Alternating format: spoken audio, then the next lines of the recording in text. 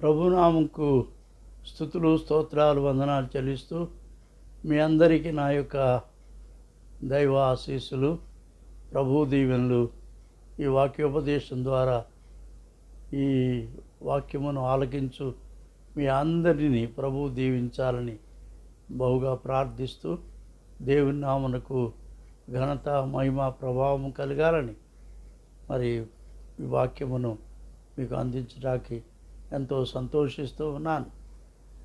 ఈ దినము ప్రభు మన జీవితంలో ఒక విశిష్టమైన కార్యమును ఈ లోకములో జరిగిస్తూ ఉన్నాడు. అదేదంటే మనము ఈ లోకములో మన స్థానము ఎటువంటిది అనేది ఈ సమయంలో మనం గ్రహించుకోవాలి. ఇతర దేశాల కంటే భారతదేశంలో మనము ఒక ప్లూరలిస్టిక్ సొసైటీ అనగా బహుళ లేక వివిధ అనేక మత విశ్వాస సమాజముల మధ్య మత విశ్వాస ప్రజల మధ్య మనము జీవిస్తున్నాం. క్రైస్తవులంగా దేవుని యందు విశ్వాసముంచిన క్రీస్తును నమ్మిన ఆ దేవుని బిడ్డలుగా జీవిస్తున్నాం. అంచేత మన చుట్టూ హిందువులు ఉన్నారు, ముస్లిమ్స్ ఉన్నారు, మరి ఇతర మత విశ్వాసాలు కలిగిన వారు ఉన్నారు, ఈ దేవుణ్ణి నమ్మేవారు ఉన్నారు, నమ్మని వారు ఉన్నారు. ఇటువంటి వారి మధ్య ఒక క్రైస్తవుడుగా, ఒక విశ్వాసిగా దేవునితో ఒక ప్రత్యేకమైన సంబంధము కలిగిన వారముగా మనము జీవిస్తున్నాం.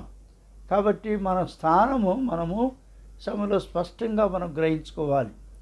ఎందుకు ఇటువంటి స్థానములో వివిధములైన అనేక మత విశ్వాసములు, జీవిత ధోరణులు, మరి జీవిత విధానములు కలిగిన వారి మధ్య దేవుడు మనల్ని ఉంచాడు అనేది మనము స్పష్టంగా గ్రహించుకోవాలి.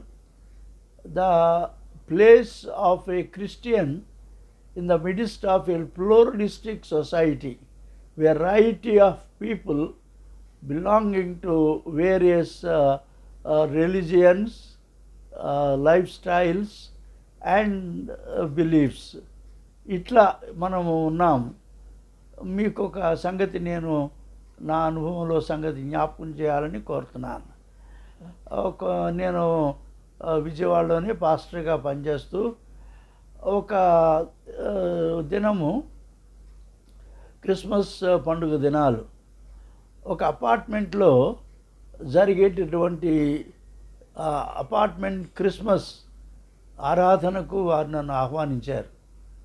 నా సంఘస్థులే, కానీ వారు పాస్టర్ గారు మీరు రావాలి, మీరు వచ్చి క్రిస్మస్ గురించి మా అపార్ట్మెంట్ వాళ్ళందరికీ ఈ వర్తమానం అందించాలని ఆహ్వానించారు.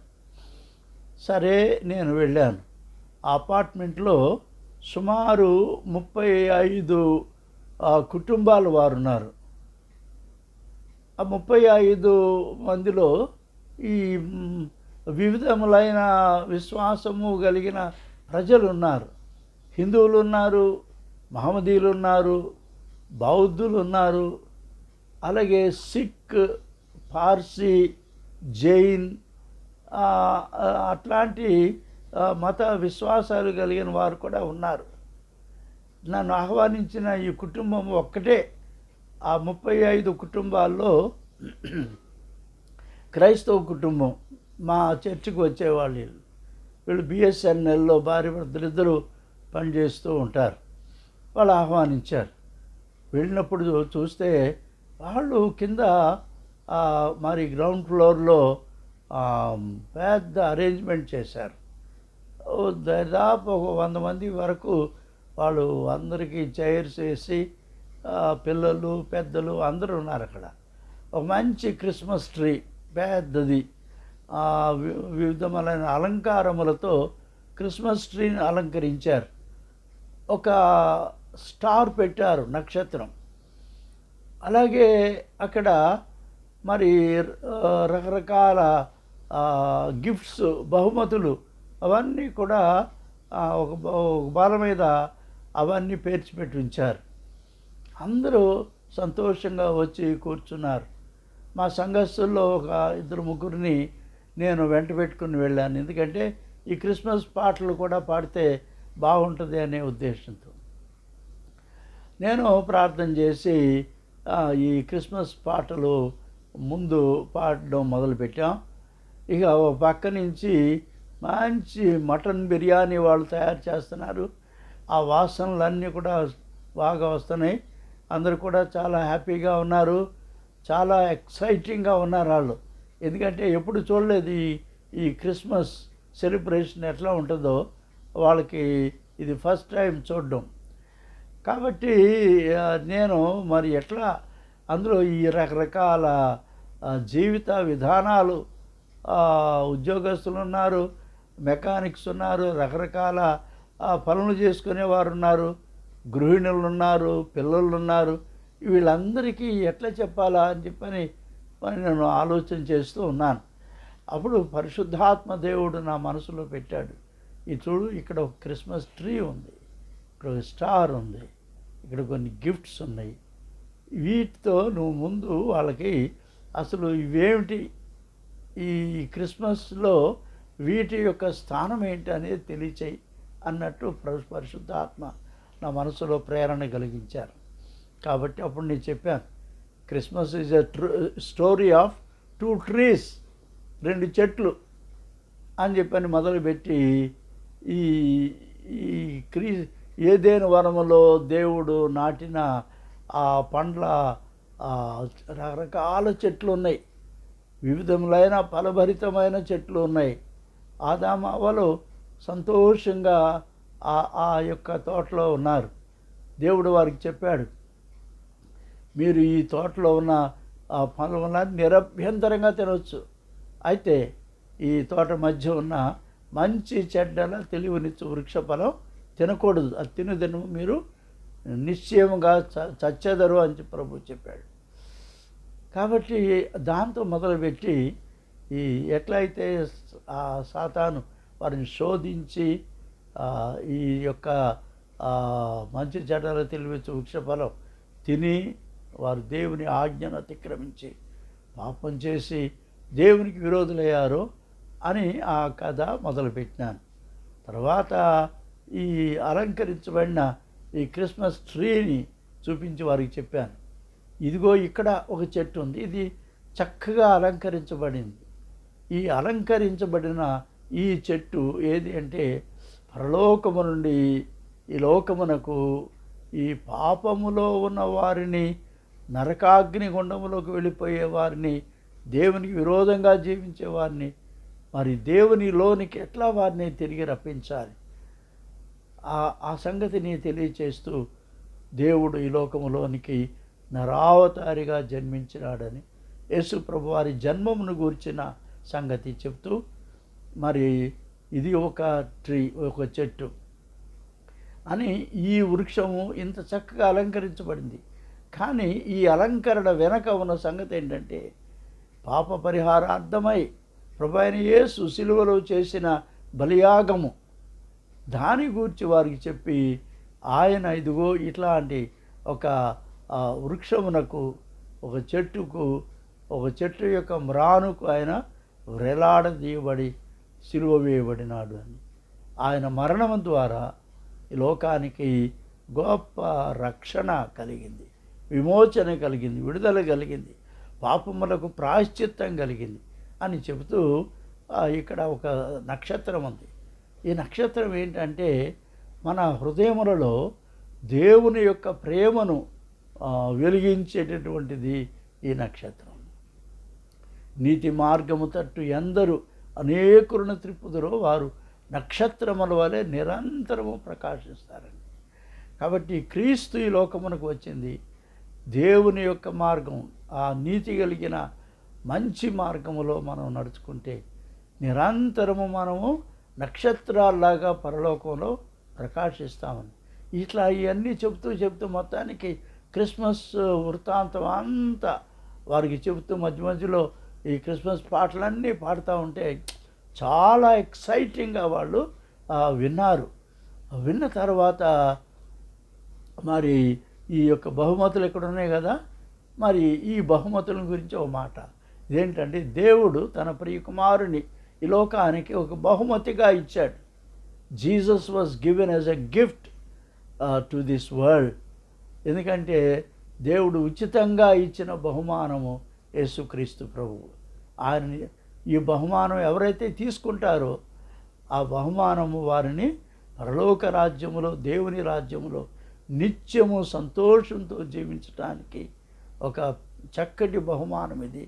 కాబట్టి యేసు ఒక బహుమానంగా ఇవ్వబడిన యేసును మనము అంగీకరించాలి అని చెప్పిన తర్వాత ప్రార్థన చేసి ఈ బహుమతులన్నీ కూడా అక్కడున్న పిల్లలకి, పెద్దలకి, అందరికీ వాళ్ళు పంచిపెట్టారు.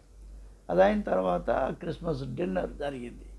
వాళ్ళందరూ చాలా సంతోషంగా మరి 35 కుటుంబాలు వాళ్ళు అక్కడికి వచ్చి వారు ప్రార్థన చేయించుకున్నారు. ఒకళ్ళ తర్వాత వాళ్ళు అన్ని కుటుంబాలు, ఎవ్రీ ఫ్యామిలీ వచ్చి నా ఎదుట మొకాళ్ళుని మాకు బ్లెస్సింగ్ ఇవ్వండి, క్రిస్మస్ బ్లెస్సింగ్ మాకు ఇవ్వండి అని చెప్పి ప్రార్థన చేయించుకొని ప్రభు యొక్క ఆశీస్సులు వారు పొంది వారు వెళ్ళారు. అంతా అయిన తర్వాత చక్కగా మరి క్రిస్మస్ డిన్నర్ ఆ విందును ఆరగించారు. వాళ్ళు చాలా సంతోషించారు. చాలా బాగుంది ఈ క్రిస్మస్. వీఆర్ వెరీ హ్యాపీ ఇందులో పార్టిసిపేట్ చేసినందుకని సంతోషంగా వారందరూ వెళ్ళిపోయారు.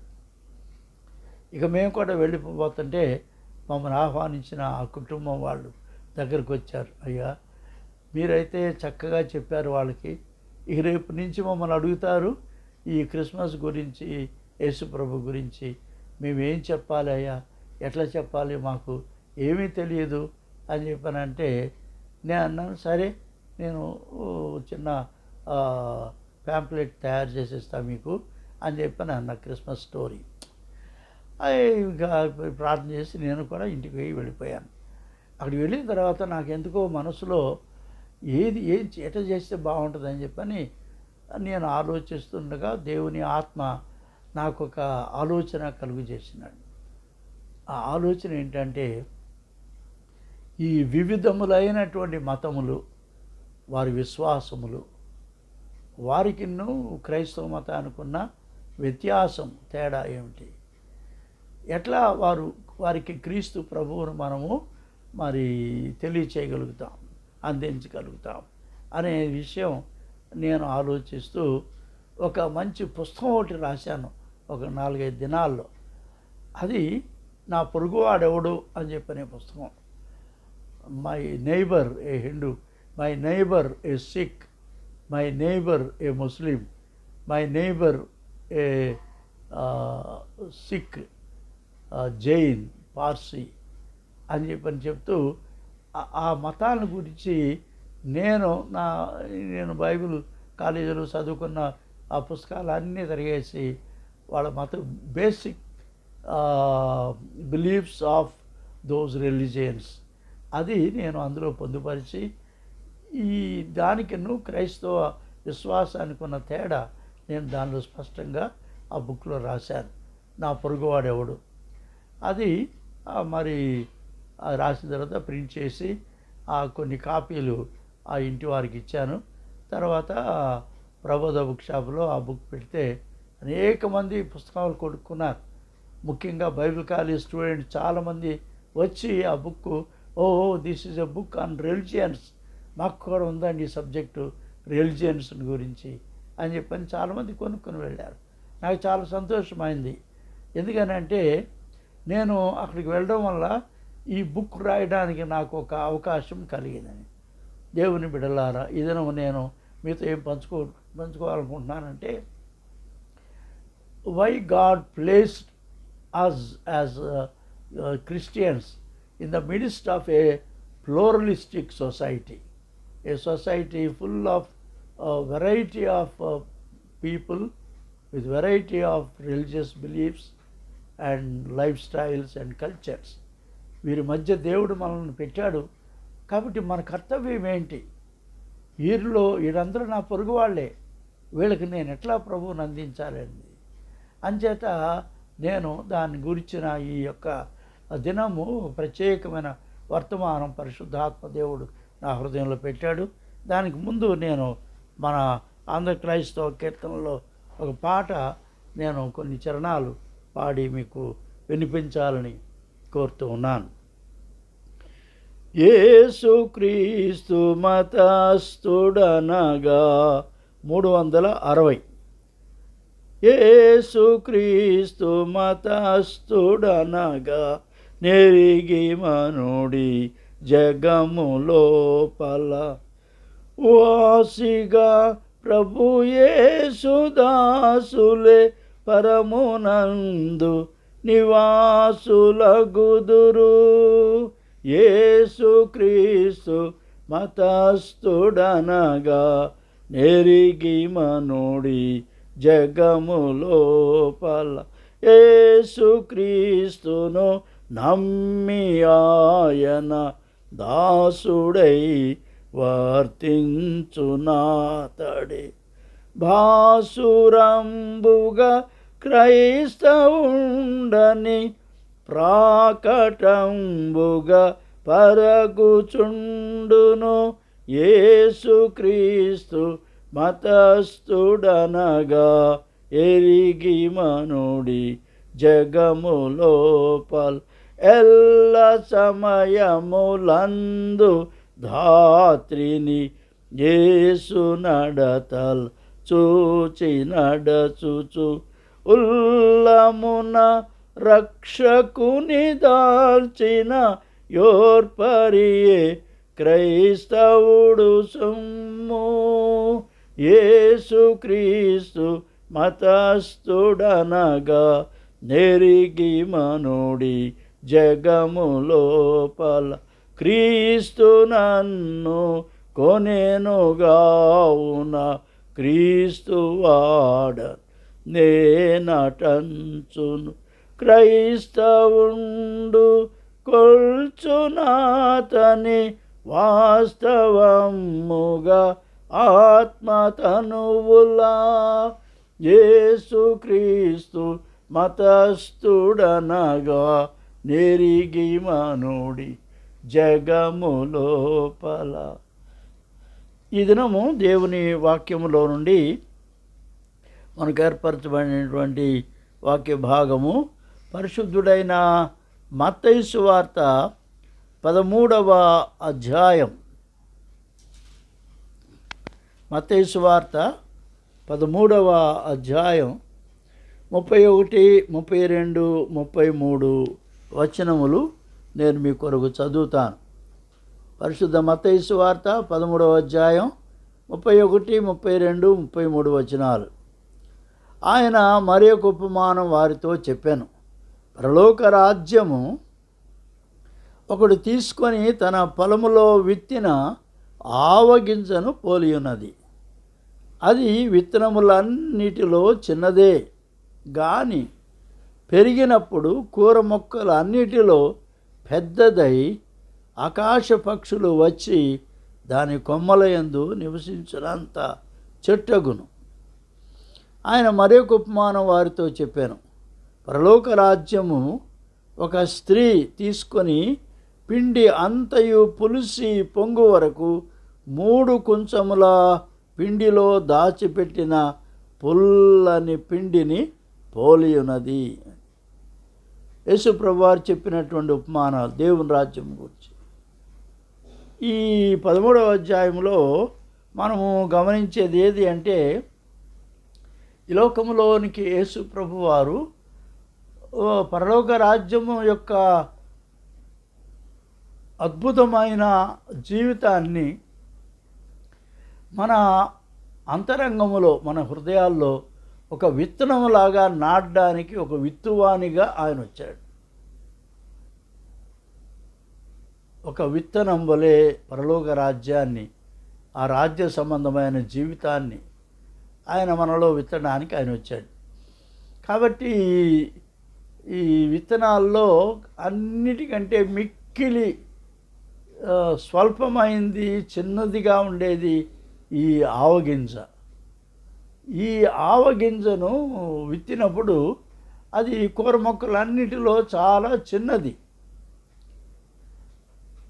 ఒక క్రైస్తవుడు ఈ లోకములో దేవుని కొరకు జీవించాలి అన్నప్పుడు, దేవుని రాజ్యము కొరకు జీవించాలన్నప్పుడు, ఆ రాజ్య సంబంధమైన జీవితము మనము ఒకసారే అంత గొప్పదైన జీవితాన్ని మనము జీవించలేకపోవచ్చు. కానీ మనము దేవుని యందు విశ్వాసం ఉంచితే, నమ్మకం ఉంచితే ఆ యొక్క జీవితము మనకు ఒక స్వల్పమైనటువంటి ప్రారంభము, ఏ న్యూ బిగినింగ్, ఒక స్వల్పమైన ప్రారంభము. ఈ ప్రారంభములో అది చాలా చిన్నదిగానే ఉంటుంది. ఈ పరలోక రాజ్య జీవిత విధానం, ఆ జీవితం యొక్క వైఖరి అంచేత ఆ జీవితము చాలా చిన్నదిగా మనలో ప్రారంభమవుద్ది. ఈ విత్తనము నాటగానే దానికి మరి చక్కటి మంచు లేకపోతే వర్షము, చుట్టూ మంచి సూర్యకాంతి, చక్కటి గాలి, భూమి, సారవంతమైన భూమి ఆ విత్తనాన్ని మొలకెత్తేటట్టుగా ఆ విత్తనముకు సహాయం చేస్తాయి. ఇవన్నీ కూడా దేవుడు మనకు మన ఆత్మీయమైన జీవితం యొక్క ఎదుగుదలకు అనుగ్రహించేటటువంటి కొన్ని ఎసెన్షియల్స్, డివైన్ ఎసెన్షియల్స్ అంటారు. ఏది? సారవంతమైన భూమి, వర్షము, మంచు, సూర్యరశ్మి, లేకపోతే చక్కటి గాలి, ఇవన్నీ కూడా మొక్క ఒక విత్తనము ఎట్లా ఎదిగి అది అభివృద్ధి పొందాలో దానికి సహాయకారులుగా ఉంటాయి. అలాగే మనకు కూడా ఆత్మీయంగా దేవుని రాజ్య సంబంధమైన జీవితం, దేవునికి ఇష్టమైన జీవితం, దేవుని మహింపరిచే జీవితం జీవించడానికి కొన్ని ఎసెన్షియల్స్ ఇవి కూడా దేవుడు మనకు ఈ లోకంలో ఏర్పాటు చేసినాడు. ఒకటి దేవుని ఆత్మ యొక్క సహాయం. పరిశుద్ధాత్మ దేవుడు మనకు సహాయపడతాడు. ఆయన చేసే సహాయం ఏంటంటే మన యొక్క జీవితంలో ఉన్న పాపమును మనము గుర్తించి, మన పాప స్థితిని గ్రహించి, పాపముల విషయమై మనము పశ్చాత్తాపపడి విరిగి నలిగిన మనస్సుతో ప్రభు అయిన యేసు శిలువలో చేసిన ఆ బలియాగమును మనము నిష్కపటమైన హృదయముతో, విశ్వాసముతో దాన్ని అంగీకరించటం. తను ఎందరు అంగీకరించిన వారికి అందరికీ, అనగా ఆయన నామందు విశ్వాసం ఉంచిన వారికి అందరికీ దేవుని పిల్లలగుటకు ఆయన అధికారము అనుగ్రహించెను అని యోహాను సువార్త 1వ అధ్యాయం 12వ వచనములో ఆ మాటలు మనకు కనిపిస్తాయి. కాబట్టి యేసు ప్రభువారు ఆయన దేవుని యందలి విశ్వాసాన్ని ఒక చిన్న విత్తనములాగా మన హృదయంలో నాటాడు. ఆ విత్తనము ద్వారా మన పాప స్థితిని గ్రహించుకొని పశ్చాత్తాపపడి విరిగి నలిగిన మనస్సుతో మనము దేవునిని, ఆయన కృపను అంగీకరిస్తే మనలో ఒక ఆత్మీయ జీవితము వృద్ధి పొందుద్ది. మనకు తెలుసు మనుష్యుడు ఇతడు 3 ప్రాముఖ్య విభాగాలు మన వ్యక్తిత్వంలో ఉన్నాయి. Body, mind and soul and spirit. శరీరము, మనస్సు, అలాగే ఆత్మ లేక ప్రాణము. ఈ వీటి యొక్క సమ్మేళనమే మన యొక్క వ్యక్తిత్వము, మన పర్సనాలిటీ. ఈ యొక్క వ్యక్తిత్వము అభివృద్ధి పొందాలి.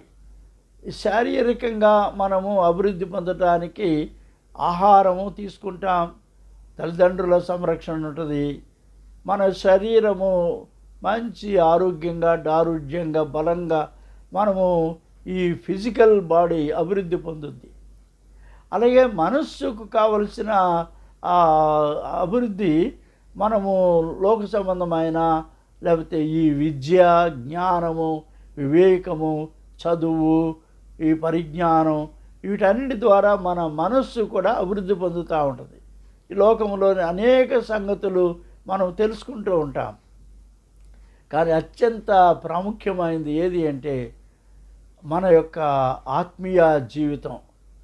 ఈ ఆత్మీయ జీవితం కూడా అభివృద్ధి పొందాలి అంటే ఆత్మకు కావలసినటువంటి సహాయం దేవుడే మనకు అనుగ్రహించాలి, పరిశుద్ధాత్మ ద్వారా దయచేయాలి.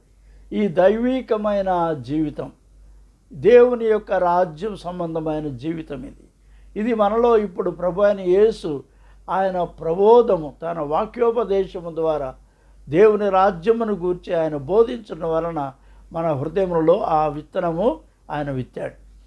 ఈ విత్తనము ఇప్పుడు ఎదిగి అభివృద్ధి పొందాలి.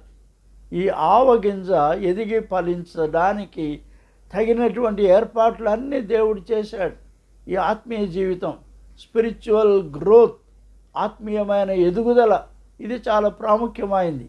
అంచేత ఈ ఆత్మీయమైన ఎదుగుదలకు మనకేం కావాలి? దేవుని వాక్యంలో ఒక మాట నేను మీకు చూపిస్తాను.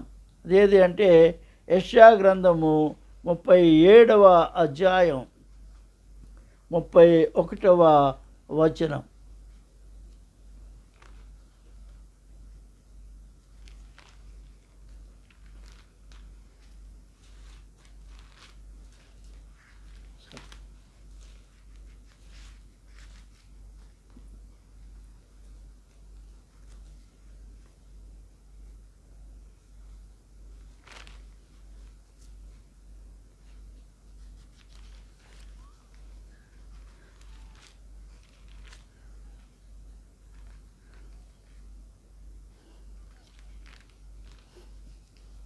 యెషయా గ్రంథము 37వ అధ్యాయము 31వ వచనం. అందులో రెండవ భాగం చదువుతున్నాను. 31 వచనము. శేషము ఇంకను క్రిందికి వేరు తన్ని మీదికి ఎదిగి ఫలించును. క్రిందికి వేరు తన్ని మీదికి ఎదిగి ఫలించటం. ఈ మన ఆత్మీయ ఎదుగుదలకు ఏది అవసరమంటే ఈ ఆత్మీయ జీవితము మనం మారు మనసు పొందడం ద్వారా, ప్రభు అయిన యేసు కృపను అంగీకరించి రక్షణ పొందడం ద్వారా ఈ యొక్క ఆత్మీయ జీవితం మనలో ప్రారంభమవుతుంది. తిరిగి జన్మించిన అనుభవం, దేవుని రాజ్యం కొరకు క్రొత్తగా జన్మించిన అనుభవం, ఈ అనుభవం మనలో ప్రారంభమైంది. ఇది చిన్నదిగా ప్రారంభమైంది. దీనికి ఒక మొక్క ఎదగాలి అంటే ఈ రెండు వైపులా దాని యొక్క ఎదుగుదల ఉండాలి. ఎట్లా ఉండాలి? ఈ మొక్క క్రిందికి, దాని వేర్లు క్రిందికి వెళ్ళాలి. లోతుగా వేర్లు వెళితే ఈ మొక్క పైకి బలంగా ఎదుగుటకు అవకాశం ఉంది. కాబట్టి ఈ క్రిందికి వేరు బాగా లోపలికి పోయి అది బలంగా ఉంటే మరి కణజాలము, మరి ఈ యొక్క భూమి యొక్క సారము ఇదంతా కూడా వేరుల ద్వారా తీసుకుంటూ మొక్క పైకి అభివృద్ధి పొందుద్ది. ఎందుకంటే మనము, దేవుడు మనలను పై లోకము, పరలోకము కొరకు మనము ఎదగాలి అని దేవుడు కోరుతున్నాడు. We are suppose to grow to be a partners with God in heaven. పరలోకములో దేవునితో కూడా ఉండాలి, పరలోక రాజ్యములో కొరకు మనము ఎదగాలి అని ఈ పైనున్న వాటి కొరకు మనము ఎదుగుదల కలిగి ఉండాలి. We have to grow upward, పైకి ఎదగాలి దేవుని రాజ్యం కొరకు, దేవుని చిత్తం కొరకు. యేసు ప్రభు వారు ఈ లోకములోనికి ఆయన వచ్చినప్పుడు, ఈ లోకములోనికి ఆయన మరి వచ్చి 3 ప్రాముఖ్య విషయాలు ఆయన జీవితంలో మనము గమనిస్తాం. అదేంటంటే యేసు ప్రభు వారి మాటల్లోనే మనం దాన్ని గ్రహిస్తాం. ఆయన బాప్తిసం పొందినాడు, బాప్తిసం యోహాను ద్వారా, యోర్దాను నదిలో. అప్పుడు పరిశుద్ధాత్మ ఆయన మీదకు ఆయన దిగి వచ్చినాడు. ఆకాశము నుండి, పరలోకము నుండి ఒక స్వరము యోహాను విన్నాడు. ఈయన నా ప్రియ కుమారుడు, ఈయన యందు నేను ఆనందించున్నాను అని చెప్పని. ఇది ప్రభువారి జీవితంలో ఒక ముఖ్యమైనటువంటి సూచన, ముఖ్యమైన అంశం. The motto of the life of Jesus అదేది అంటే, నేను దేవుడిని సంతోషపెట్టాలి నేను చేసే పనుల ద్వారా. I have to please God the father, I have to please him. తండ్రిని సంతోషపెట్టే రీతిగా నేను జీవించాలి. అది మొదటిది. దేవునికి ఆనందము కలుగు చేసే విధంగా నేను జీవించాలి. రెండవది ఏది అంటే, నేను దేవుని యొక్క చిత్తము గ్రహించి ఆయన చిత్తమునకు లోబడి జీవించాలి. ఆయన పనులు నేను ఆయన చిత్త ప్రకారం చేయాలి. యెరూషలేములో 12 ఏళ్ల బాలుడిగా ఉన్నప్పుడు ఆయన యెరూషలేములో ఉండిపోయాడు. తల్లిదండ్రులేమో ఆయన ముందుకు వెళ్ళిపోయాడు అనుకుని వెళ్ళారు. కానీ ఆయన్ను కనుక మళ్ళీ తిరిగి వచ్చి చూస్తే దేవాలయంలోనే ఆయన ఉన్నాడు. అప్పుడు తల్లి అడుగుద్ది మరియా, నాయనా ఎందుకు మమ్మల్ని ఇట్లా వదిలిపెట్టేస్తున్నావు అంటే, నేను తండ్రి పనుల మీద ఉండవలనని మీరు ఎరుగరా అని చెప్పన్నాడు. కాబట్టి ప్రభువారి జీవితంలో ప్రాముఖ్యమైనది ఏది అంటే, దేవుని చిత్తములో ఏముంది? దేవుని పనులు చేయాలి. దేవుని యొక్క ఉద్దేశించిన కార్యములు ఈ లోకములో ప్రభువారు చేయాలి. కాబట్టి నేను తండ్రి పనుల మీద ఉండాలి అని. ఒకటి, దేవుని సంతోషపెట్టాలి. 2, దేవుని పనుల మీద ఉండాలి. దేవుని క్రియలు, దేవుని పనులు దేవుని చిత్తానుసారంగా చేయాలి. అంతేగాని నా ఇష్టానుసారంగా, నా చిత్తానుసారంగా నేను దేవుని పనులు చేయలేను, చేయకూడదు. దేవుని చిత్తానుసారంగా మనం దేవుని పనులు చేయాలి. పరలోక రాజ్యం కొరకు ఎదగాలి అంటే దేవుని పనుల మీద ఉండాలి. మూడవది ఏది అంటే, నిత్యము దేవునితో సహవాసం. ఎలా సహవాసం కలిగి ఉంటాం? ప్రార్థన ద్వారా సహవాసం కలిగి ఉంటాం. దేవుని వాక్యమును అనుదినము చదువుట ద్వారా మనము దేవునితో సహవాసం కలిగి ఉంటాం. యేసు ప్రభు వారి జీవితంలో ఈ 2 కూడా చాలా కీలకమైనవి, చాలా ప్రాముఖ్యమైనవి. ఒకటి ఏంటంటే, ఆయన 12 ఏళ్ల వయసుకే ధర్మశాస్త్ర పారంగతుడైనాడు. దేవుని వాక్యం ఆయన హృదయంలో ఉంది. ఆయన యొక్క మాటలు దేవుని యొక్క మాటలను తెలియజేస్తూ ఉంటాయి. ఆయన యొక్క జీవితంలో ఆయనకు కావలసినటువంటి ఆత్మీయమైన జీవితానికి కావలసిన శక్తి ప్రార్థన ద్వారా యేసు ప్రభువారు అనుదినము సంపాదించుకుంటున్నాడు. Is deriving the power to live according to the heavenly guidance. పరలోక సంబంధమైన జీవితం కొరకు కావలసిన ఆ జీవితము జీవించడానికి కావలసిన శక్తి ప్రార్థన ద్వారా ఆయన మరి పొందుతూ ఉన్నాడు. అంచేత మనము సువార్తల్లో చూస్తాం, యేసు ప్రభువారు కొంచెం సమయం దొరికినా ఆయన వెంటనే ప్రార్థన చేసుకుంటూ ఉండేవాడు. మరి ఒంటరిగా తెల్లవారుజామునే పెందలకడనే లేచి ఆయన ఒంటరిగా అలోన్ విత్ గాడ్, దేవునితో ఏకాంతముగా ప్రార్థనలు ఉండేవాడు. సముద్ర తీరములో ప్రార్థన చేసుకునేవాడు. కొండపైకి ఎక్కి ఆ కొండ మీద ఆయన ప్రార్థన చేసుకునేవాడు. అరణ్యములో ప్రార్థన చేసుకునేవాడు. ఎక్కడ కొంచెము అవకాశం దొరికితే ఆ సమయాన్ని దేవునితో సహవాసము చేయడానికి ప్రార్థనలో గడిపేవాడు. Prayer is very essential to Jesus Christ. How much more it is essential to us. Yesu ప్రభువారికే ప్రార్థన అంత ఆవశ్యకమై ఉంటుండగా మనకు ఎంత అవసరము. కాబట్టి మనము కూడా ప్రార్థించే బిడ్డలుగా ఉండాలి. ఈ 3 విషయాలు మరొకసారి జ్ఞాపకం చేసుకుందాం. ఒకటి, మనము దేవుని సంతోషపెట్టే వారంగా ఉండాలి. మన జీవితం ద్వారా, మన మాటలు, మన పలుకులు, మన ప్రవర్తన, మన మాదిరి ద్వారా దేవుని సంతోషపెట్టాలి. రెండవది ఏది అంటే, ఆయన పనులు, దేవుడు ఉద్దేశించిన ఆయన పనులు మనం చేయాలి. ఆయన పనులలో మనము ఇన్వాల్వ్ అవుతూ ఉండాలి ఎప్పుడున్నూ. అలా చేయాలంటే దేవుని చిత్తము మనం గ్రహించి దేవుని చిత్త ప్రకారం మనము దేవుని పనులు చేయాలి. అంతేగాని మన చిత్త ప్రకారం, మన ఇష్ట ప్రకారం చేయడానికి కాదు. ఇది మూడవది ఏదంటే దేవునితో ఎల్లప్పుడూ కూడా సహవాసము కలిగి ఉండాలి. దేవుని వాక్యం చదువుతూ ఉంటే మనము దేవునితో సహవాసం చేస్తూ ఉంటాం. ప్రార్థన చేస్తూ ఉంటే మనం దేవునితో సహవాసం కలిగి ఉంటాం. ఈ యొక్క పరలోక రాజ్య సంబంధమైన జీవితం కొరకు ఈ విధానాన్ని ప్రభు అయిన యేసు, ఈ మాదిరిని ఆయన మన కొరకు చూపించినాడు అని మనం ఈ సమయంలో జ్ఞాపకం చేసుకుంటూ ఉన్నాం.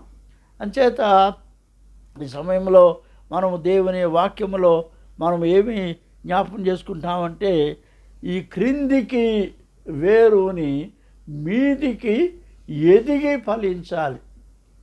ఈ we have to give more time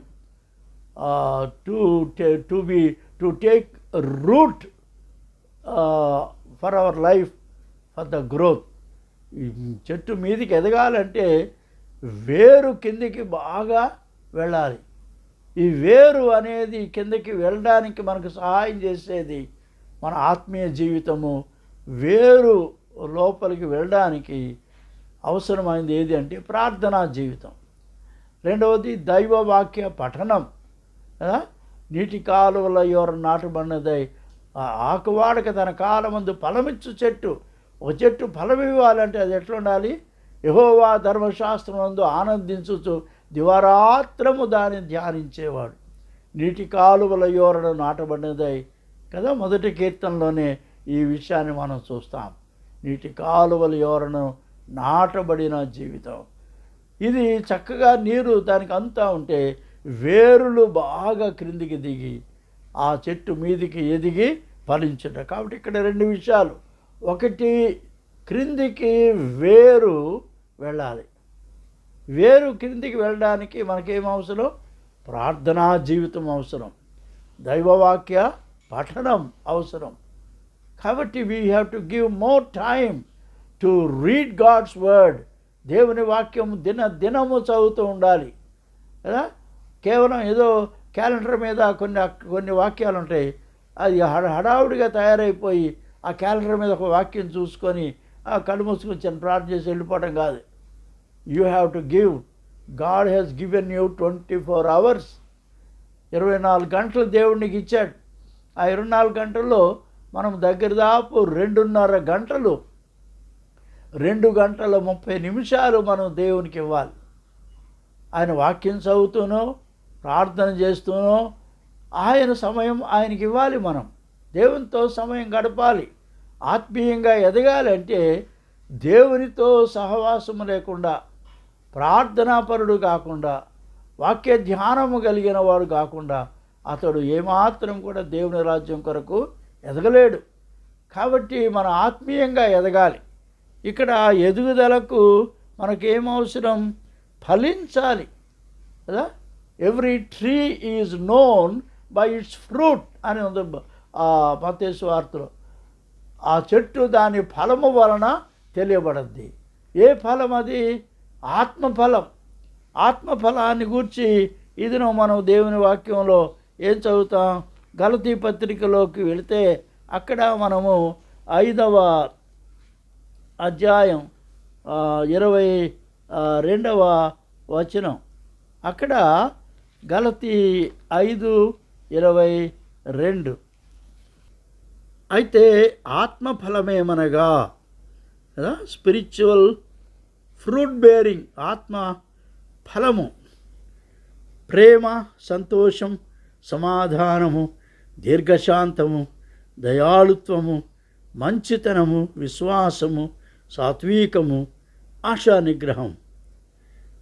ఇది ఒకటే ఫలం కదా. నారింజ ఫలం కానీ కమలా పండు కానీ అది ఒకటే ఫలం, ఇట్స్ వన్ ఫ్రూట్. కానీ లోపల చాలా తొనలు ఉంటాయి. ఎన్ని తొనలున్నా ప్రతి తొనని మనము ఫలం అనలేము. అన్ని తొనలు కలిపితేనే అది ఫలం. నారింజ ఫలము లేకపోతే మన అది ఒక ఫలం అని పిలుస్తాం. అంచేత it's a fruit, one fruit, ఆత్మ ఫలము ఇది.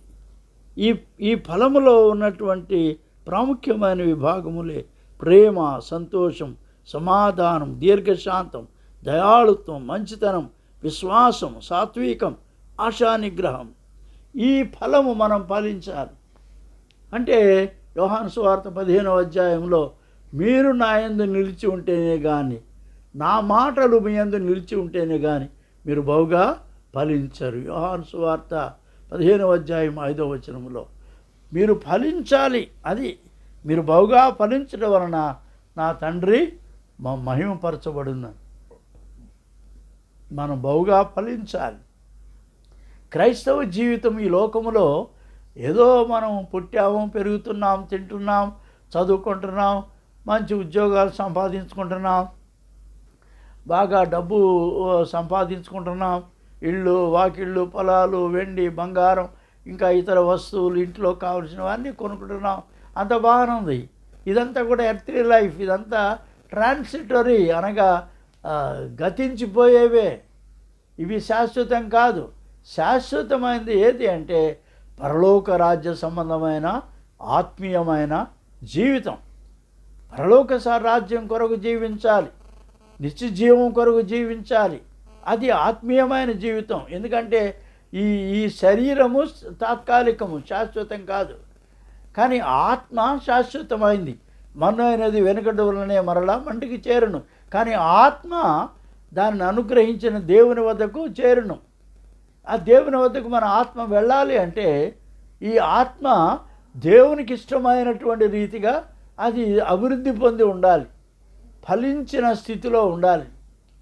అంచేత ఇది చాలా ప్రాముఖ్యమైనది. ఏది అంటే we have to grow spiritually and we have to bear fruit. అది మన జీవితంలో ఒక ఫ్రూట్ టెస్ట్ ఉంది, ఫలము పరీక్ష. మనం ఎంతవరకు ఫలించాం, ఎంతవరకు ఎదుగుతున్నాం అనేది ప్రాముఖ్యమైనది. ఏదో తిన్నామో, తాగామో, పడుకున్నాం, మనం సంపాదించుకున్నాం, మన జీవితం ఎలా మారిపోతుందంటే కాదు.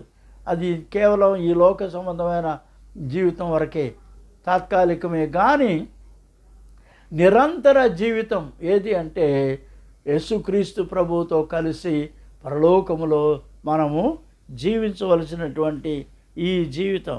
ఇది ఫలించాలి, అభివృద్ధి పొందాలి.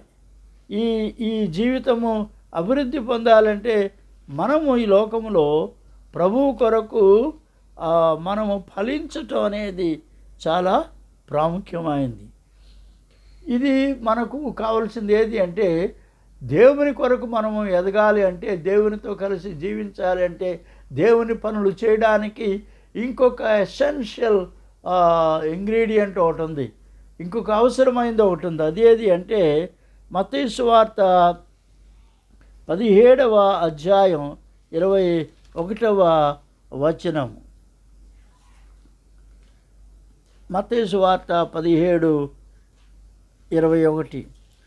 ఆవగింజంత విశ్వాసము మీకు కలిగి ఉండిన ఎడల ఈ కొండను చూచి ఇక్కడి నుండి అక్కడికి పొమ్మనగానే అది పోవును, మీకు అసాధ్యమైనది ఏది ఉండదని నిశ్చయముగా మీతో చెప్తున్నారని వారితో అనెను.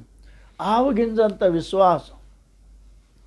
ఈ విశ్వాసం అనేది ఒకసారి మనకు కొండలను పెగిలించగలిగిన విశ్వాసం ఒకసారి రాదు. It has a small beginning. అది చాలా కొద్దిగా ఉంటుంది. అది క్రమక్రమముగా అభివృద్ధి పొందుద్ది. 5 రొట్టెలు 2 చిన్న చేపలు యోహాను సువార్త 6వ అధ్యాయంలో మనం చూస్తే ఆయన 5,000 మందికి ఆ 5 రొట్టెలను విరిచి కృతజ్ఞతాస్తులు చెల్లించి ప్రార్థన చేసి ఎట్లా అయితే వారందరికీ పంచిపెట్టారో అనేకులు, పురుషులు మట్టుగా 5,000, ఇంకా స్త్రీలు, పిల్లలు చాలామంది తిన్నారు. సుమారు ఒక 20-25,000 మంది తిని ఉంటారు. వారందరూ తినగా ఇంకా మిగిలిపోయింది. వారు మిగిలిన రొట్టెలు పోగేస్తే 12 గంపలు వారు ఎత్తగలిగారు. ఇది ఎట్లా అంటే విశ్వాసము ద్వారా. కాబట్టి యేసు ప్రభువారు తన శిష్యులకు నేర్పించిన సంగతి ఏంటంటే విశ్వాసము అనేది మన జీవితంలో అభివృద్ధి పొందాలి. యేసు ప్రభువారు శిష్యులకు ఎన్నో పాఠాలు నేర్పించాడు విశ్వాసం గురించి. వారు ఈ యొక్క దేవుని కార్యములు కొన్నిసార్లు చేయలేకపోయారు.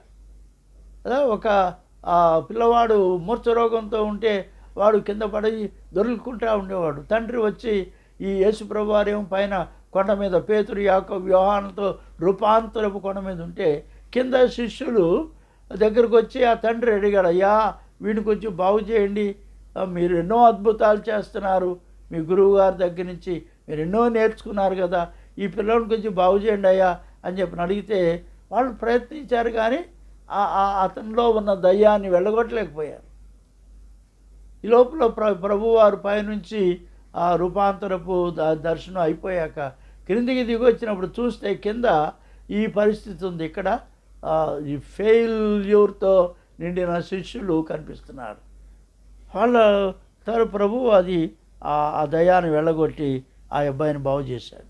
ప్రభువారిని అడుగుతున్నాడు, మేమెందుకు ఈ పని చేయలేకపోయాం అని శిష్యులు ఆయన అడిగి చెప్పాడు. మీకు విశ్వాసం అనేది ఉండాలి కదా, అసాధ్యమైనది ఏది కూడా ఉండదు. విశ్వాసమునికి సమస్తము సాధ్యమే. మీరు అందుకు ఆయన మీ అల్ప విశ్వాసము చేతనే దాన్ని వెళ్ళగొట్టలేకపోయారు. కానీ మీకు ఆవగింజంత విశ్వాసము కలిగి ఉండిన యెడల ఈ కొండను చూచి అక్కడి నుండి అక్కడికి పొమ్మను కానీ ఇక్కడి నుంచి అక్కడికి పొమ్మను కానీ అది పోవును. మీకు అసాధ్యమైనది ఏది ఉండదు. విశ్వాసము ద్వారా సమస్తము సాధ్యము. ఈ లోకములో మనం ఎదుర్కొనే సమస్యలు, మనం ఎదుర్కొనే దుర్భరమైన పరిస్థితులు, మనం ఎదుర్కొనేటువంటి అనేకమైన ఇతర పరిస్థితులు అన్నీ కూడా మనకు అసాధ్యంగానే కనిపిస్తాయి. కానీ దేవుని యందు విశ్వాసం ఉంచిన వారికి దావీదుకు గొలియాతు అసాధ్యమైన వాడుగా కనిపించలేదు. సౌలు రాజుకి, మిగతా ఇశ్రాయేలులకి అందరికీ ఈ సౌలు రాజు ఆ యొక్క గొలియాతుతో యుద్ధం చేయడం అసాధ్యమైన కార్యంలా కనిపించింది. కానీ దావీదుకు అట్లా కనపడలేదు. దావీదు ఏమంటా అంటే, నేను తప్పకుండా వాడిని జయిస్తాను, నా దేవుని సహాయం. ఎందుకంటే మాకు దేవునికి సంబంధం ఉంది. సున్నతి పొందిన వాళ్ళం మేము, వాడు సున్నతి లేనివాడు, దేవునికి వాడికి ఏమి సంబంధం లేదు. కాబట్టి దేవుడు నాతో ఉన్నాడు, ఆయన నాతో బలమైన కార్యములు చేయించాడు ఇంతకు మునుపు, ఇప్పుడు కూడా ఆయన నాకు అతని మీద జయమిస్తాడు అనే దృఢమైనటువంటి నమ్మిక, విశ్వాసం దావీదుకుంది. కాబట్టి దేవునిని ఎరిగిన బిడ్డలు, దేవునితో సహవాసం బిడ్డలు అసాధ్యమైన కార్యములు సమస్తము సాధ్యమే. యేసు ప్రభు వారు మనలో ఉంటే అంచేత సమస్తము మనకు సాధ్యము. ఇది ఎట్లా సాధ్యం అంటే పరిశుద్ధాత్మ మన జీవితంలో ఉండాలి. 1 కొరింథీ పత్రిక 12వ అధ్యాయం 9వ వచనంలో మనకు ఒక మాట. 1 కొరింథీ పత్రిక 12వ అధ్యాయం 9వ వచనం.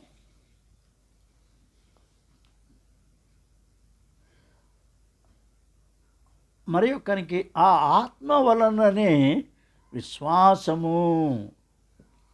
ఈ విశ్వాసము మనలోకి అభివృద్ధిపరిచే సహాయకుడు మనకెవరంటే పరిశుద్ధాత్మ, దేవుని ఆత్మ ద్వారా. ఎందుకంటే ఇందాక మనం చదువుకున్నాం గలతీ పత్రిక 5:22లో ఆత్మ ఫలములో ఒక ముఖ్యమైన అంశం విశ్వాసం. ఈ విశ్వాసాన్ని పరిశుద్ధాత్మ మనలో దినదినము కలుగు చేస్తాడు. తండ్రి అయిన దేవునియందు విశ్వాసం ఉంచడానికి, యేసుక్రీస్తు ప్రభు యొక్క జీవితము మాదిరి జీవితం మనం జీవించడానికి విశ్వాసముతో ఎన్నో సాహస కృత్యాలు, మన దేవునితో మనము శూరకార్యములు జరిగిస్తాం, సాహస కార్యములు జరిగిస్తాం. అసాధ్యమైన కార్యములు దేవుని యొక్క సహాయం వలన మనం చేయగలుగుతాం. పరిశుద్ధాత్మ విశ్వాసము మనలో అభివృద్ధి పరుస్తూ ఉంటాడు. అంచేత దేవుని కొరకు మనం జీవిస్తాం. దేవుని వాక్యంలో మనం చూస్తే అపోస్తుల కార్యములో మనకేం కనిపిస్తుంది అంటే అక్కడ మరి మొట్టమొదట మరి క్రైస్తవులు,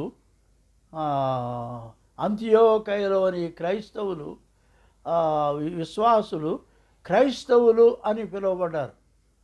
క్రిస్టియన్ అంటే క్రైస్ట్ ఇన్ అని అర్థం. క్రైస్ట్ ఇన్, మన లోపల క్రీస్తు. క్రీస్తు మనలో జీవిస్తూ ఉన్నప్పుడు మనము విశ్వాసములో అభివృద్ధి పొంది దేవుని కొరకు గొప్ప కార్యములు మనం చేస్తాం.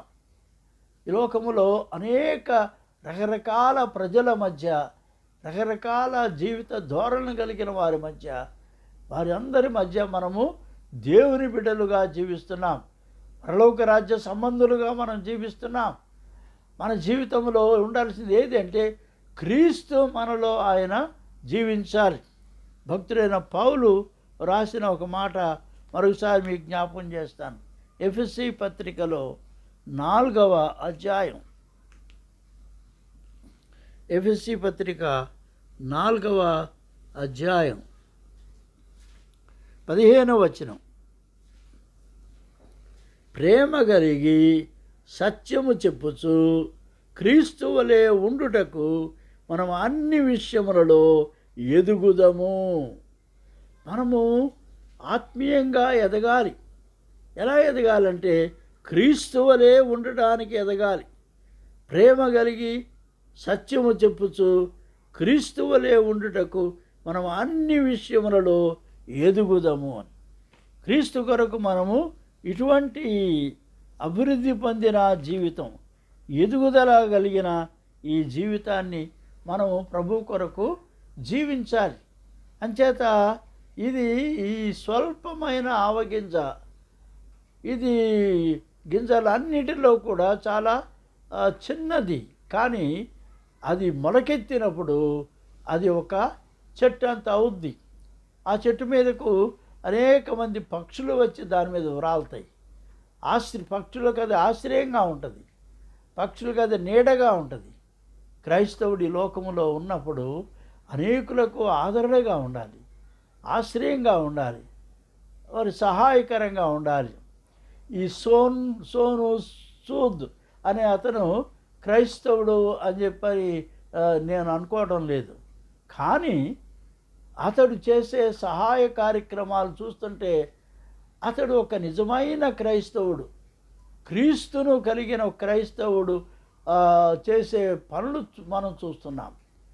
క్రైస్తవ జీవితంలో ఇది చాలా ప్రాముఖ్యమైనటువంటి మరి అనుభవం. అదేది అంటే ఒక క్రైస్తవుడుగా అనేక మత విశ్వాసం కలిగిన ప్రజలు, జీవిత విధానాలు ధోరణి కలిగిన ప్రజలు, వారందరి మధ్య ఒక క్రైస్తవుడు జీవిస్తుంటే అతని జీవితం ఎంత ఆదర్శప్రాయంగా ఉండాలి. అతడు తన జీవితంలో క్రీస్తుని కలిగి ఉండాలి. పౌలు అంటాడు, క్రీస్తు నా యందు జీవిస్తున్నాడు, నేను ఇప్పుడు జీవించే జీవితం ఇది క్రీస్తును కలిగిన జీవితం. క్రైస్ట్ లివింగ్ ఇన్ మీ, క్రీస్తు మన యందు నివసించాలి. ఆయన మనలో ఉండి దేవుని కార్యములు ఆయన చేయాలి. అంచేత అటువంటి జీవితం. ఇక రెండవది ఏది అంటే ఈ 33వ వచనంలో మనం ఏం చూస్తున్నాం,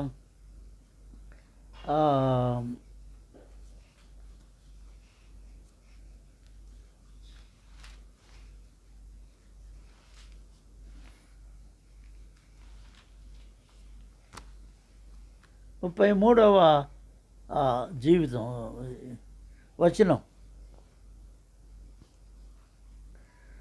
ఆయన మరి ఒక ఉపమానం వారితో చెప్పాను. పరలోక రాజ్యము ఒక స్త్రీ తీసుకొని పిండి అంతయు పులిసి పొంగు వరకు 3 కుంచముల పిండిలో దాచిపెట్టిన పుల్లని పిండిని పోలి ఉన్నది. పుల్లని పిండి, ఈ పులుపు పిండి, ఇప్పుడు బ్రెడ్స్ తయారు చేసేవాళ్ళు ఇప్పట్లో ఈస్ట్ కలుపుతున్నారు.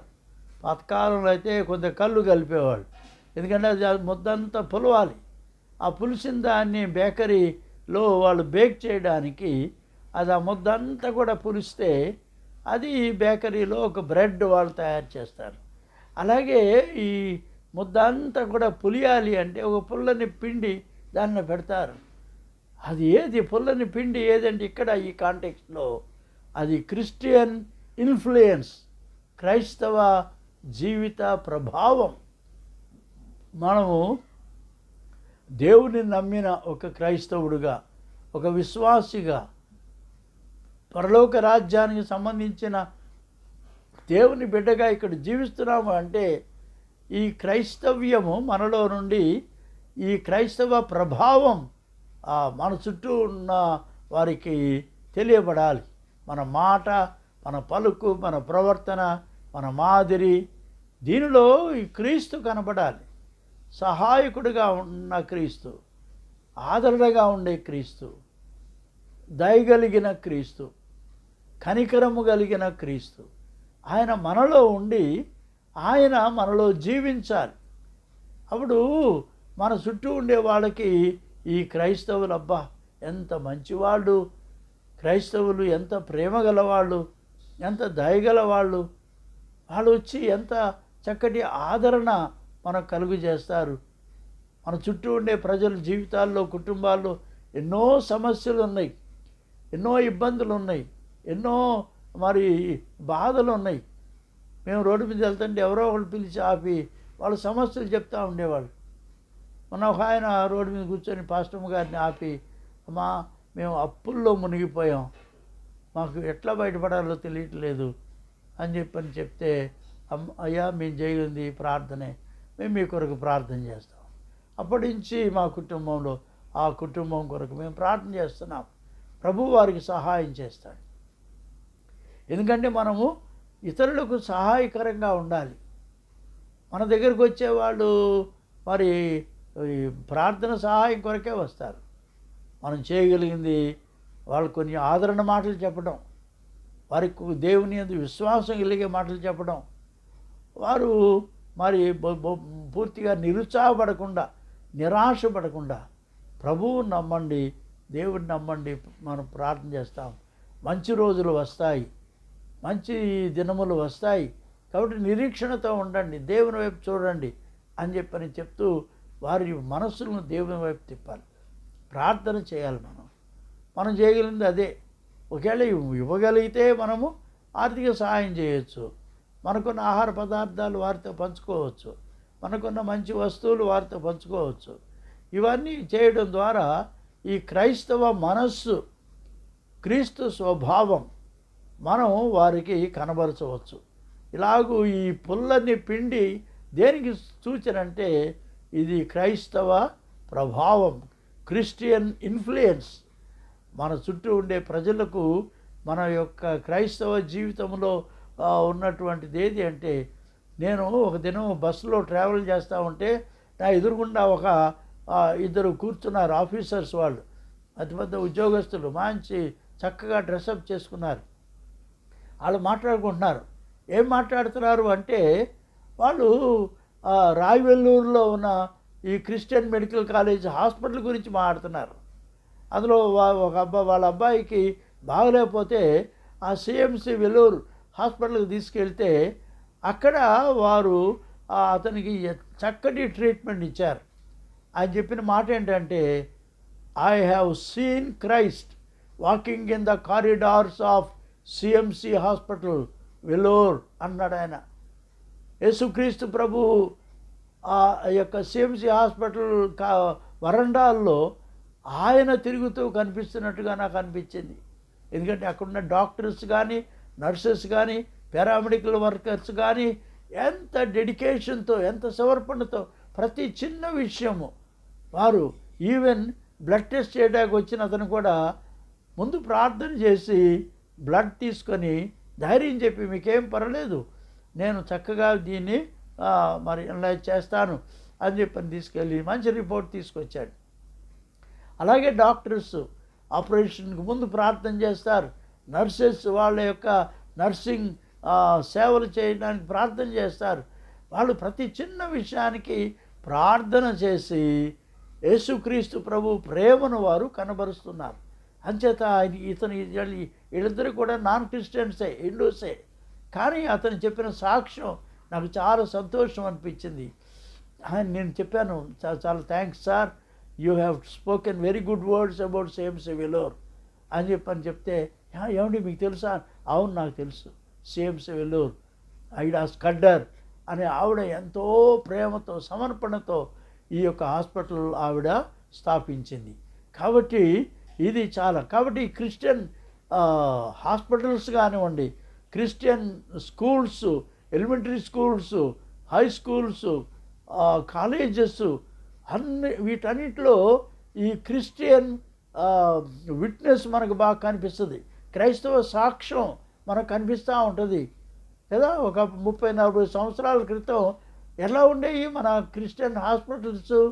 చాలా గొప్పగా అందరూ కూడా వచ్చి వాళ్ళు చెప్పేవాళ్ళు, వాట్ ఈ డెడికేటెడ్ సర్వీసెస్ అండి, ఎంత సమర్పణతో వాళ్ళు సేవ చేస్తున్నారు, ఎంత ప్రేమతో సేవ చేస్తున్నారు అని చెప్పని మంచి సాక్ష్యం క్రైస్తవులను గురించి వాళ్ళు చెప్పేవారు అప్పుడు 40-50 సంవత్సరాల క్రితం.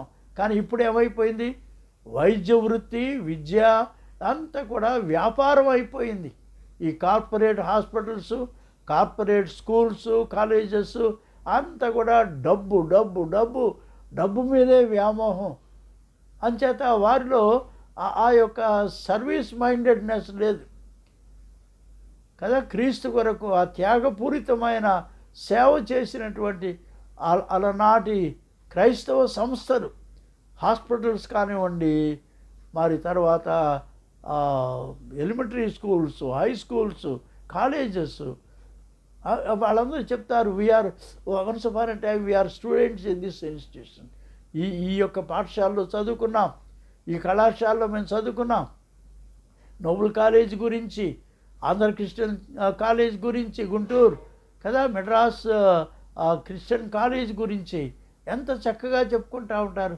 అలాగే మన హాస్పిటల్స్ కూడా ఎన్నో మంచి హాస్పిటల్స్, అన్ని మిషన్స్ కూడా, లూథరన్స్ కానీ, బ్యాప్టిస్టులు కానీ, సాల్వేషన్ ఆర్మీ వాళ్ళు కానీ, అలాగే అమెరికన్ బ్యాప్టిస్టులు, మరి అన్ని మత శాఖలు ఆ దినాల్లో వాళ్ళ యొక్క సేవ ఎక్కువగా, ఈ క్రైస్తవ సేవ, సమర్పణతో కూడిన క్రైస్తవ సేవ ఈ క్రైస్తవ హాస్పిటల్స్లోను, ఇన్స్టిట్యూషన్స్లో మనం కనుగొనేవాళ్ళం. మంచి సాక్ష్యం. కానీ ఈ రోజున ఇక అది లేదు. ఎందుకంటే ఈ చాలా వరకు క్రిస్టియన్ హాస్పిటల్స్ అన్నీ మూతపడిపోయినాయి. అటు కుగ్లర్ హాస్పిటల్ గుంటూరు కానీ, బేరు హాస్పిటల్లో మరి చీరాల్లో కానీ, ఇంకా ఎన్నో హాస్పిటల్స్, అనంతం హాస్పిటల్ కూడా మూతపడిపోయింది. ఇట్లా ఎన్నో మంచి మంచి హాస్పిటల్స్ మూతపడిపోయినాయి. ఎన్నో మంచి మంచి స్కూల్స్, కాలేజెస్ మూతపడిపోయినాయి. ఎందుకనంటే ఆ సమర్పణ ఇప్పుడు లేదు, ఆ డెడికేషన్ ఇప్పుడు లేదు, ఆ సాక్రిఫైడ్ సర్వీసెస్ ఇప్పుడు లేవు. అంతా కార్పొరేట్ విద్య, కార్పొరేట్ వైద్యం, ప్రజలు డబ్బు డబ్బు డబ్బు అని వాళ్ళని లక్షల కొద్దీ వాళ్ళ దగ్గర పీడించి పిండి చేస్తున్నారు. ఈ దినాల్లో దేవుని బిడలారా, మరి దేవుడు మనకిచ్చిన వాక్యం ఏంటంటే, విశ్వాసము ఒక చిన్న విత్తనంగా ప్రారంభమై దేవుని కొరకు అసాధ్యమైన గొప్ప కార్యములు చేయగలిగే స్థితిలో. ఎందుకంటే ఎక్కడ విశ్వాసం ఉంటుందో అక్కడ ప్రభు ఉంటాడు మనలో. యేసు ప్రభు మనలో జీవిస్తుంటాడు. మరి ఆయన వలె క్రీస్తు మాదిరిని మనం పోలి ఆయన వలె దేవుని సంతోషపెట్టే పనులు చేయాలి. దేవుని చిత్తం గ్రహించి దేవుని చిత్తానుసారమైన క్రియలు, కార్యములు మనం జరిగించాలి. ఎల్లప్పుడూ దేవునితో, తండ్రి అయిన దేవునితో సహవాసం చేయాలి. మనం ప్రార్థన ద్వారా, వాక్య పఠనం ద్వారా తండ్రి అయిన దేవునితో, ప్రభు అయిన యేసుక్రీస్తుతో మనము సహవాసం చేస్తూ ఉండాలి. పరిశుద్ధాత్మ యొక్క సహవాసం మనకు ఎల్లప్పుడూ ఉండడానికే తండ్రి, కుమారుడు, పరిశుద్ధాత్మ మనతో ఉండి మనలను మంచి విశ్వాస జీవితంలో నడిపిస్తారు. అంచేత ఇదని మనం జ్ఞాపకం చేసుకుందాం. క్రిస్టియన్ ఇన్ఫ్లుయెన్స్, ఏదో క్రైస్తవులుగా జీవిస్తున్నామంటే అందరితో పాటు మనం కూడా ఎంతో సంపాదించుకొని తిని తాగి సంతోషించడానికి కాదు. కానీ దేవుని రాజ్య సంబంధమైన జీవితం, కింగ్డమ్ లైఫ్, రాబోయే పరలోక రాజ్య సంబంధమైన జీవితము అంటే ఏంటి? ఆ జీవితం యొక్క సంతోషం ఏంటి? ఆ జీవితం యొక్క సేవ ఏంటి? త్యాగం ఏంటి? పరలోక రాజ్యం అంటే భోజనము పానము కాదు, కానీ నీతియు సమాధానము పరిశుద్ధాత్మ యందలి ఆనందము అంటాడు పౌరు భక్తుడు కదా రోమాపత్రికలో. అంచేత ఇది గొప్ప సాక్ష్యం. ఇటువంటి సాక్ష్యం కలిగి ప్రభు కొరకు మనం జీవించాలి. Let it be a small grain. మన విశ్వాసము అది కొద్దిగా ప్రారంభమై మంచి అభివృద్ధి పొంది క్రీస్తులో దేవునిలో మనం ఎదిగినటువంటి ఆత్మీయ జీవితం, ఫలింపు పొందినటువంటి ఆత్మీయ జీవితం మనము ఈ లోకములో ప్రభు కొరకు కలిగి ఉండాలి. అటువంటి ఆ జీవితం కొరకు మనము దేవునితో నిత్యము ఆయన నామమును స్తుతించుచు స్మరించుచు మనం ప్రార్థనలో వాక్యములో సహవాసం ఉండాలి. మన చుట్టూ ఉన్నటువంటి అనేక మంది వివిధ మతాలకు చెందినవారు, జీవిత ధోరణులు కలిగిన వారు, జీవిత విధానాలు కలిగిన వారు ఈ క్రైస్తవ జీవితం యొక్క లక్షణములు గమనించి మంచి సాక్ష్యము మన గురించి వారు చెప్పగలిగేటట్టుగా ప్రభువుకు మనము సమర్పించుకోవాలి. ప్రభువైన దేవుడు ఈ వాక్యమును దీవించునుగాక. ప్రార్థన. ఓ దేవా, మా పరమ తండ్రి, ఈ దినము నీవు ఇచ్చిన ఈ వాక్యము కొరకు వందనములు నాయన. ఈ వాక్యోపదేశం ద్వారా ఈ లోకములో మా యొక్క విశ్వాస జీవితం స్వల్పముగా ఉన్నప్పటికీ అది క్రమక్రమేపీ దేవునితో మరి ప్రభువైన యేసుతో ఉన్న పరిశుద్ధాత్మతో కూడిన ఈ సహవాస జీవితంలో అభివృద్ధి పొంది అసాధ్యమైన కార్యములు నీ కొరకు చేయడానికి మాకు సహాయం చేయండి. అలాగే మా యొక్క నడక, మా యొక్క పడక, మా మాటలు, మా క్రియలు, మా ప్రవర్తన, మా మాదిరి ద్వారా క్రైస్తవ సాక్ష్యము మా చుట్టూ ఉండేవారికి మేము ఇవ్వగలిగేటట్టుగా మా సాక్ష్యము ఈ లోకానికి ఎంతో మరి ఉపయోగకరంగా ఉండాలి, దేవునికి మహిమకరంగా ఉండాలి. ప్రభు అటువంటి కృప మాకు దయచేయమని యేసు పుణ్యనామమును బట్టి మిక్కిలిగా ప్రార్థిస్తున్నాను పరమ తండ్రి. ఇప్పుడు తండ్రి, కుమారుడు, పరిశుద్ధాత్మయున్న ఆయన సర్వశక్తి గల ప్రభువు దీవెన సదా మీకు తోడయండి. ప్రభు మిమ్మల్ని కాపాడి దీవించునుగాక. ఆమేన్.